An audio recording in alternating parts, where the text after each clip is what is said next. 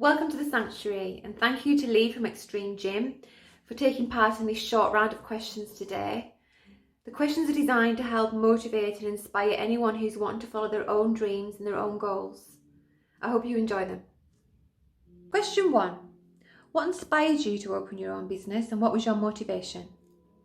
So owning a gym is probably pretty much everybody's dream who likes to train, who's got a passion for it. And my uncle owned a gym many years ago, and I was hanging around his gym a lot. So I've always been in that sort of scene. Probably trained for 25 years on and off.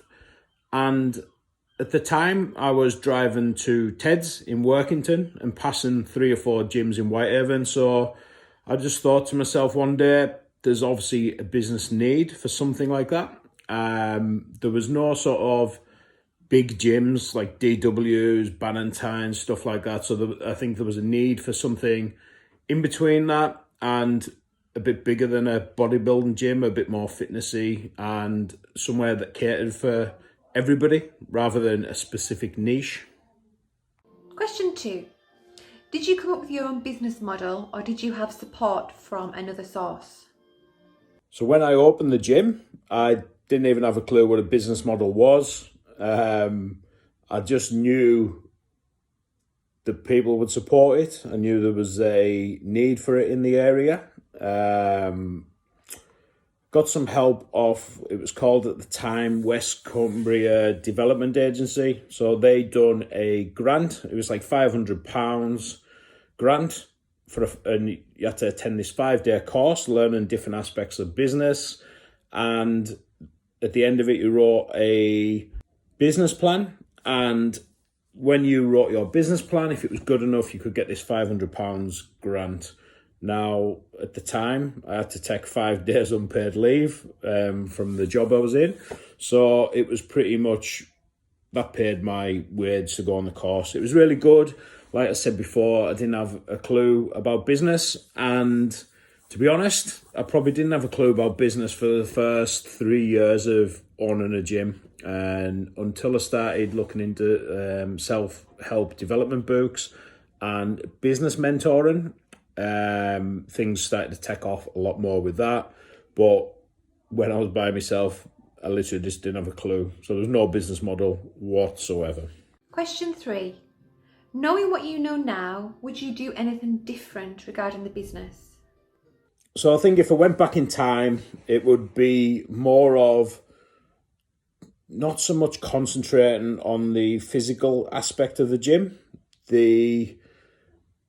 get people in, pay membership, train, go home. It's more of the online stuff. The gym, it's sort of, you're restricted to how many members you can get in. You're restricted how much you can charge people. So obviously you can increase it for a better service. Depending on where you are in the country and location, you can up the price a little bit, but everybody's going to have a ceiling of how much you can charge people. And you're going to have a ceiling of how many people you can get in the gym. With the online services like our Extreme Lean, it's unlimited. We can sort of, we've had people in Australia, Canada and Germany do the plan. So there's no limitations to it. The sky's the limit with the online stuff. So I would have done that a little bit earlier. And we've only really been doing that for 2 years out of the 7. So doing that a bit earlier would have been a lot more beneficial. Question 4. How do you plan to grow the business over the next 5 years? Business strategy is only something that I've been looking at quite recently. I was very tactical in the business, so I'd wake up each morning and decide what I was going to do, and nothing had a rhyme or reason to it. So I'd throw just a bit of content out there just for the sake of it, and there was no reason for that content. There was no drive behind it, and I would look at maybe what somebody else was doing and think, oh, that's quite cool. Let's do something a bit better. But again, there's no reason for it. And a lot of the stuff that I've done, this probably took a lot of time up. It's maybe been a short-term sort of tactical decision that's going to get a little bit of money in through the door for the first week. and then it just tails off, and there was a lot of time and effort into it. Everything I do now has a strategy behind it. So I know where I want to be in the next 5 years, and every bit of content I put out there has a reason, and it's to drive that strategy and drive that goal. So for me personally, I would like to grow the online stuff. So until all this coronavirus stuff kicked off, the gym was pretty maxed out. We had 1,014 members. The PT sessions were just growing and growing, and the classes were quite busy. And the extreme lean, we were getting about 90 to 100 on each month. So for me, the gym was pretty maxed out. I couldn't really do anything with that. It was full. It was nice. It was good numbers. The PT was growing. So once we open back up, there's going to be more emphasis on the personal training. We're also going to go back to more sort of traditional classes where people's getting a sweat on, burning calories.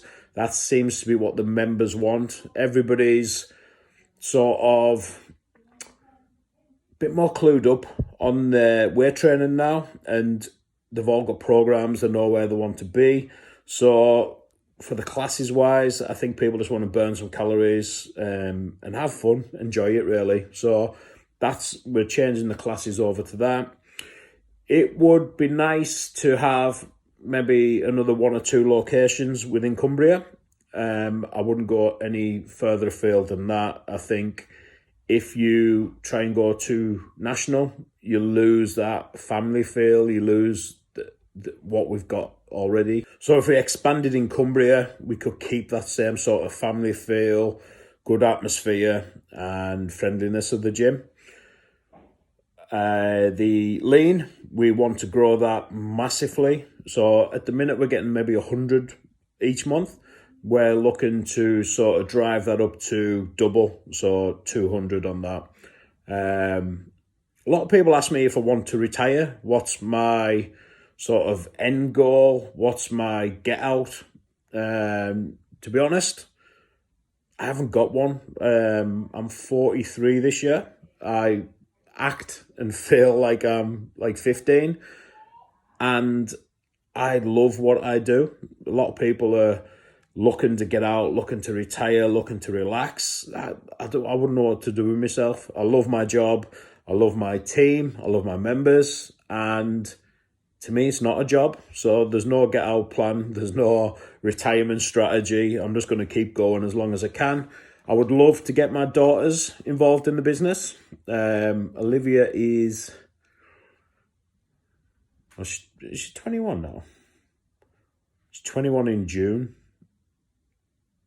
Yeah, 21 in June. Obviously, Sienna's only 2, so Sienna's got a bit of time to go. Hopefully, at some point, I would like to get Olivia into the business, and Sienna when she was old enough as well. So I'll have to hang on a bit longer till Sienna's a bit older.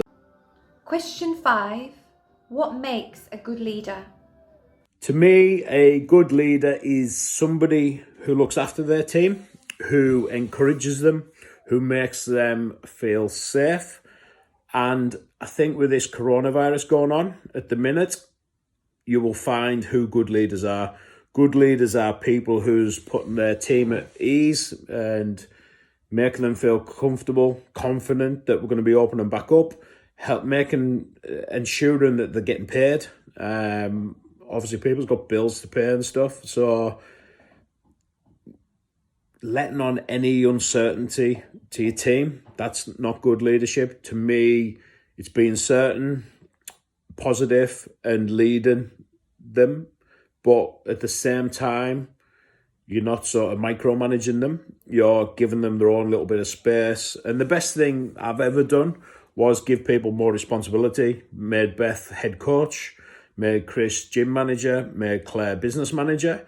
And doing that and relinquishing that responsibility for myself, all 3 of them have grew massively in them roles and really upped the game as well. So I think don't micromanage, try and give them more responsibility and be positive and look after people. Just look after them like your little family. And I know as a business grows and you get more people in, it's a lot harder. I think we've got 11 people working for us, and it's a lot easier for me to keep it like a family environment. And that for me, it works well. I've never had many issues in my team. Question 6. What advice would you give to anybody who's wanting to start their own business, follow a dream or goal, but they're really crippled with self-doubt and uncertainty? So this is probably a good question to ask me, because I never have any self-doubt. I never think about the consequences of something. Obviously, I take calculated risks, but a lot of stuff I've done that hasn't worked, and I don't see that as a failure. I see that as a lesson. So I learn from it, and then I don't do that again. And probably the biggest thing I would sort of say was, don't rely on anybody to do anything for you. There's not many people in this world that will do something and help you. Most of the time, you're just going to have to get on with it and do it yourself, learn. But I always just look at what's the worst that can happen. So I was a project manager in the nuclear sector as a trade, and obviously invested money into some machines. So the way I look at it was, what's the worst that can happen? The gym didn't take off. I sold the machines, got some money back, and then I went on site and worked as contractor and probably ended up on more money. So it was a calculated risk. In my eyes, I couldn't really lose out, and it worked in the end.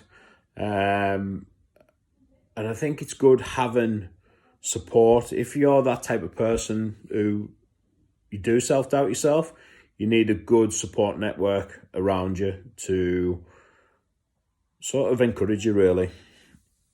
Question 7. What's been your toughest life lesson so far? So my toughest life lesson so far would probably have to be trusting people. Before I had a business, people just liked me for who I was.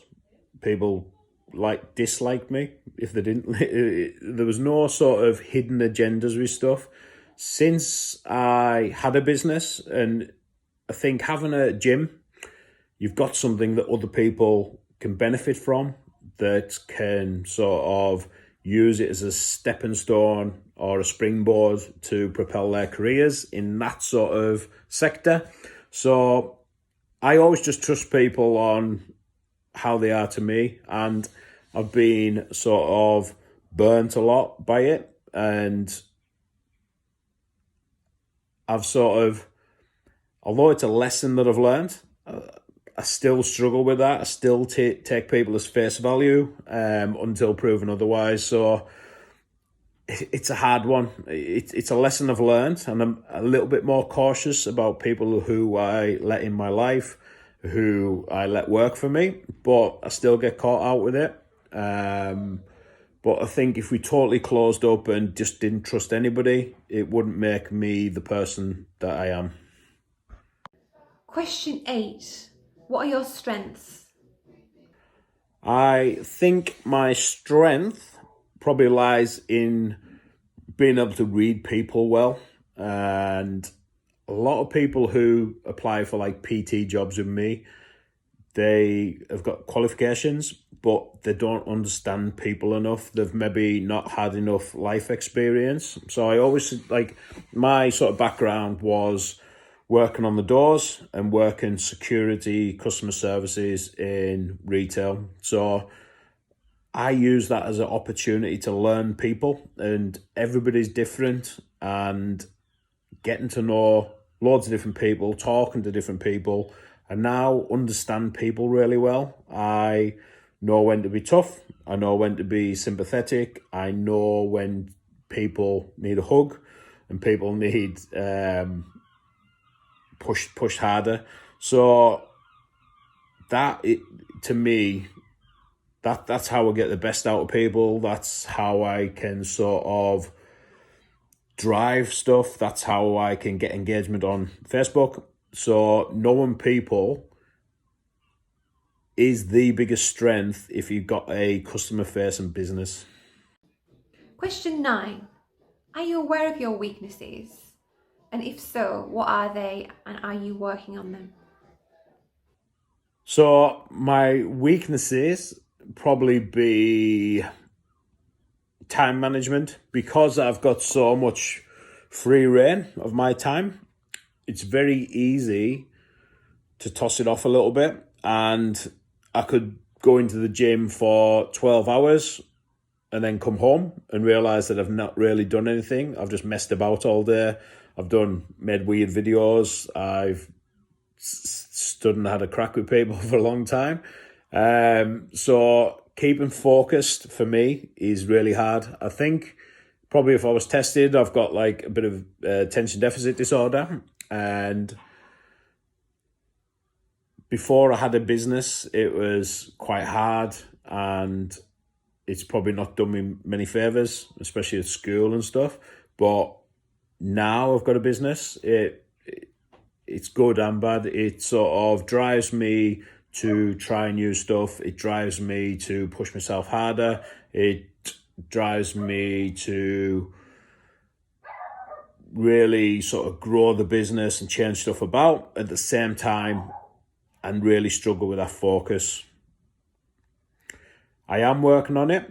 So I take a thing called BrainBridge, and it's a supplement, and it's got a lot of amino acids and compounds in there that help you focus. So that does a lot. Another one of my weaknesses is empathy.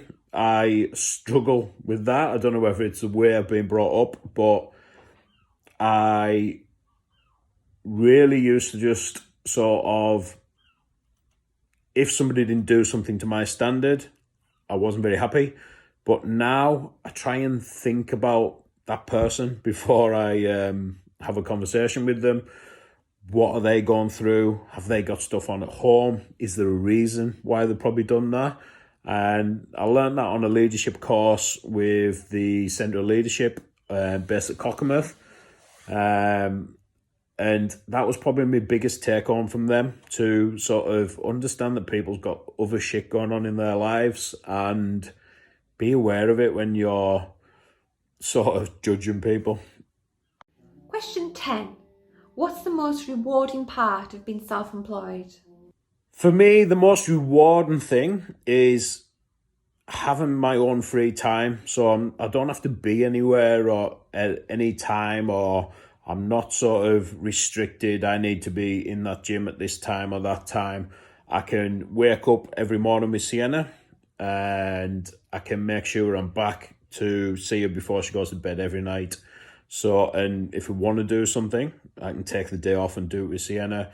I have Sienna 3 days a week while Emma's at work, which is awesome as well. So for me, that's the biggest thing from being self-employed. That if I, and again, it depends what type of self-employment. When I was PTing, I was literally getting up at 5:30 in the morning, maybe coming home at 1 o'clock for 2-3 hours.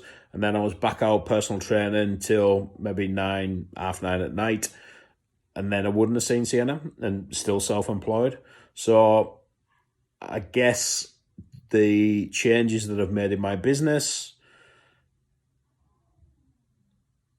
is, again, it's a benefit from being self-employed because I'm my own boss, and I've been able to make them changes to see Sienna more and get more family time.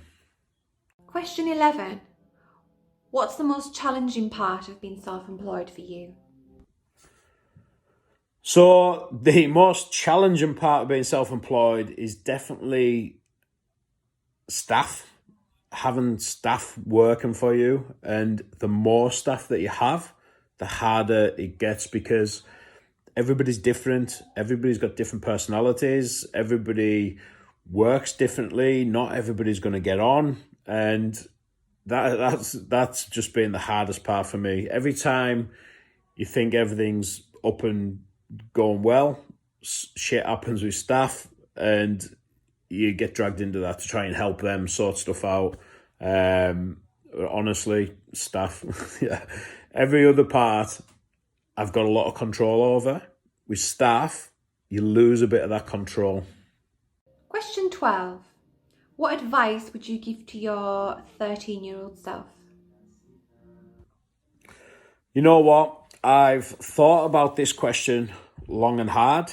I could say some funny stuff, but to be honest, at 13, I was an absolute dickhead. And no matter what advice I would give to myself, I know I wouldn't listen.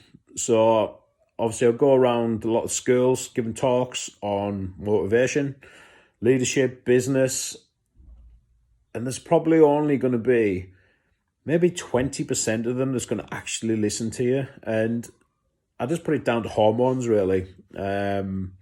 All you're interested in at that age is leaving school and girls. And people's perception of you. So no matter what I taught my 13-year-old self, I just don't think I would have listened anyway. But probably what I would have said would be to have and this is what I say when I go around to young people to talk about motivation, getting into work, have a long-term plan. I just had no plan whatsoever. I just lived day to day, looking at what job I could get. If I lost a job, I'd just grab whatever I could. Whereas I think everybody needs a long-term plan, what you want to be, and sometimes at school, you have an idea of what you want to be, but you just don't have a plan to get there. So I think get any job that's going to pay you money, that's going to let you live a little bit, but always have in the back of your mind a 3 to 5 year sort of plan of what you want to do and how you're going to get there, and put steps into place to get you there. So if I wasn't such a little dickhead at 13, probably up until I was 25, I was a dickhead. So from 13 to 25, I probably wouldn't have listened to me if I went back in time and told me. But if I did, then that would be the advice: to have a plan. Don't just live by the seat of your pants. Question 13. Is there anybody particular that inspires you or that has been a role model throughout your life? These are just getting harder and harder, these questions. Does anybody inspire me? Like, throughout my life, I've just sort of been a bit of a loner. Just, like I said before, just fly by the seat of my pants, got up, done what I needed to do, no strategy. And I think the first person who sort of really believed in me was my last boss, Alex Moore. And he sort of gave me the opportunity to be a leader and become a project manager. And that was the sort of turning point for me, really, where I started to believe in myself, where I was leading teams. And up until then, I wouldn't have ever put me down as a leader, a manager, or anything like that. I was just one of the workers, somebody who just go in and get some work and get it done. So I think that was the sort of turning point for me when I started to believe in myself a bit more, believed I could sort of manage people, I could lead people. And more recently, me business mentors, so Jamie Alderton, I sort of looked at everybody in my field, what I was wanting to do, what I was wanting to achieve. Jamie was doing the best at it, so I pretty much stalked him for a bit. I messaged him, asked him if he'd done any business mentoring. He told me he had a group, but it was full, but I could go on the waiting list. And I was probably on the waiting list for about months. It was months anyway. And then he put his Trainer Mind course on, and I booked on that. I travelled 9 hours down to Jamie's gym, done the course, had a bit of a crack and a bit of a banter, and he must have liked me and seen a bit of potential. So he messaged me back saying he had a space, and I got on it, and Jamie became my first business mentor. I learned so much from Jamie. he was the person who told me to stop personal training and become a business person. And for that, I'm forever thankful, because I wouldn't have had so much time with Sienna if I hadn't have made that change. And when you're sort of doing 40, 50 sessions personal training a week and you're making good money, you would never yourself just stop doing something like that, because you can't see the wood from the trees. Like, to me, I was making a lot of money, and there was no way I would have stopped completely doing that. So that for me has been another turning point in my life. More recently, been business mentoring with Dan Meredith and Dexter. Both of them two have had a massive impact on me, and the way I think is like a million times better than what I used to think like. I've gone from being just very tactical and just waking up in the morning and having a guess at life, to now everything is very much strategical, and every single thing I do has a strategy behind it. And it's not let's make some quick money for this week. Everything I'm doing now is securing our future for the next 3 to 5 years or 10 years. So both of them two has had a massive impact on like my thinking level. Last question. So when you're faced with adversity, with challenging situations, with anxieties and worries of life, do you have strategies and coping mechanisms in place that are successful for you? And if so, what are they? So this is probably a bit of a shit question to ask me, because I don't worry about anything. I've had some real bad shit in my life, and for me, I've sort of been on really low points where I've been homeless. I've sometimes eaten handfuls of cornflakes, going through like a box of cornflakes every 2-3 days, because that's all I could afford. And being on antidepressant tablets, I've been really low. So for me, I think if you're down in them depths, I can't get any worse now. I know I've got to where I have through hard work and making mistakes and learning. So if I lost everything now, I still wouldn't be bothered, because I've made all them mistakes, I've made all them lessons, and I'll get back up there, but I'll get there quicker than what I did previously. So I think for me, I'm a very positive person, and I always see opportunity in everything. This coronavirus is going on now, and our page is literally, our page likes, followers have grew by 1,500%.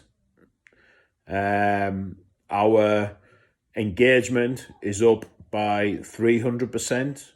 Our video views are up by 150%. So it's like, even though there's a bad situation now, and you can still serve people, you can still help people, you can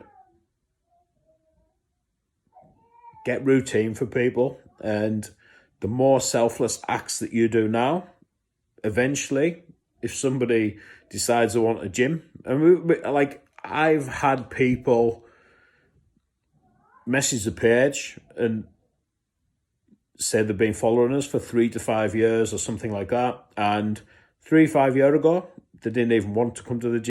They had no interest in the gym, but then all of a sudden they've decided they want to come to the gym, and we're at the forefront of their mind because we've been good for the last 3 to 5 years. We've told them useful information, we've helped the community, we've raised lots of money for charity. So just doing all that good stuff ends up coming back to pay you without really wanting paid.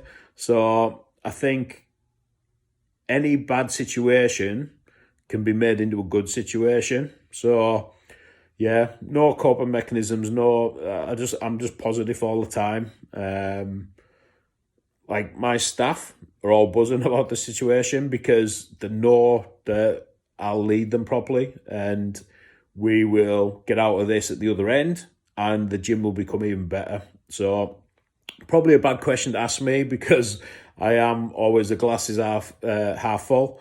So yeah, nothing bothers me. I could literally, someone could just take my car off me, take my house off me, and I would just go and get a new one. I would just get a new business. I would just find something. So nothing phases me whatsoever.